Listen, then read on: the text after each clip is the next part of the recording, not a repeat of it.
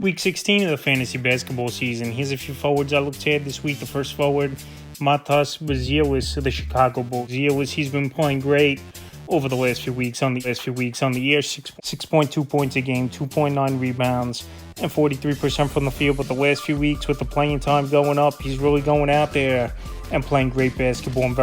So 14.1 points a game, 4.1 boards, 1.3 assists, 1.4 blocks, 1.7 threes, and 63% from the field. So playing time's been opening up a little bit more, obviously with the Zach LaVine deal for Buzelis. And obviously these rookies after the trade deadline, they definitely get more playing time and minutes open up, and that's exactly the case with Buzelis as well. February 4th versus the Heat, 24 points, 2 boards, 2 blocks, 4 threes, 100% from the field. February 5th in Minnesota, 14 points, 5 boards, an assist, 2 steals, 3 blocks, 40% from the field. And February 8th versus the Warriors, 16 points, 4 boards, 5 assists, a steal, a block, a 3, 60% from the field. Right now available in tons of fantasy leagues is Buzelis at 74%.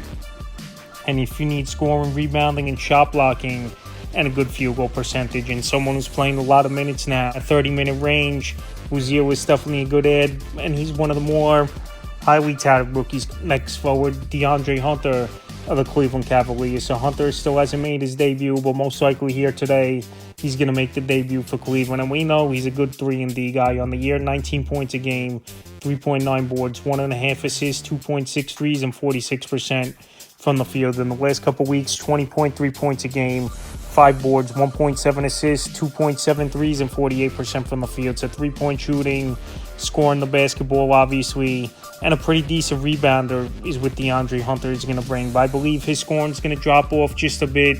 Obviously, going to a better team with Donovan Mitchell, Darius Garland, Evan Mobley, Jared Allen in this starting lineup for this Cleveland Cavalier team. But this was a big acquisition for them at the deadline. And Hunter, he could score from anywhere on the court. January 27th, 35 points, 2 boards, and assists, 4 threes, 57% from the field. January 30th, 25 points, 5 boards, 2 assists, a steal, a 3, 46% from the field. February 5th, 22 points, 10 boards, 5 assists, 2 steals, 6 threes, 53% in his last game as Atlanta Hawks. So Hunter, he's out there in a decent amount of leagues and 58%. But if he goes out there, this Minnesota Timberwolves team here today, and then has a decent matchup February 12th at Toronto, I think he's going to be scooped up quick, and owners aren't going to have an opportunity to go out there and get him after a big game. So right now, he's out there in 58% of fantasy leagues, and we know he could score the basketball, shoot the 3, and get to the hoop. Even though he has to acclimate with his new team, I still think Hunter could have a good role. I'm not saying he's going to score 19 a game,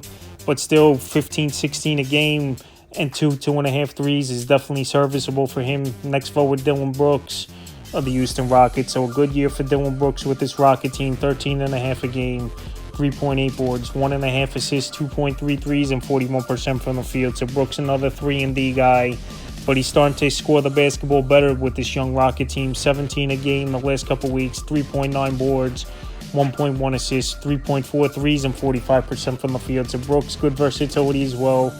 Shooting guard, small forward, power forward, he qualifies for in fantasy basketball. In the last few games, the numbers have been where they've been pretty much the whole year. February 6th in Minnesota, 15 points, 3 boards, and assist, a block, 3 threes, 46% from the field. February 8th at the Mavs, 9 points, 3 boards, 3 assists, a block, 2 threes, 33% from the field. And February 9th versus the Raptors, 19 points, 7 boards, 2 assists, 2 threes, 31% from the field. So like I said, the scoring's been steady all season long for Dillon Brooks. He's a 3-and-D guy and a decent rebounder of the basketball. So if you need some more good versatility and you know the numbers you can get from him, and he brings a lot of intensity game in and game out, he's out there right now. Brooks still in 72% of fantasy leagues. Next adds Aaron Wiggins of the OKC Thunder. So Aaron Wiggins, he's starting to heat up and score the basketball at a great rate for this Thunder team on the year. 10.6 points a game, 3.7 boards, 1.6 assists, 1.5 threes, and 49% from the field. But the last 2 weeks,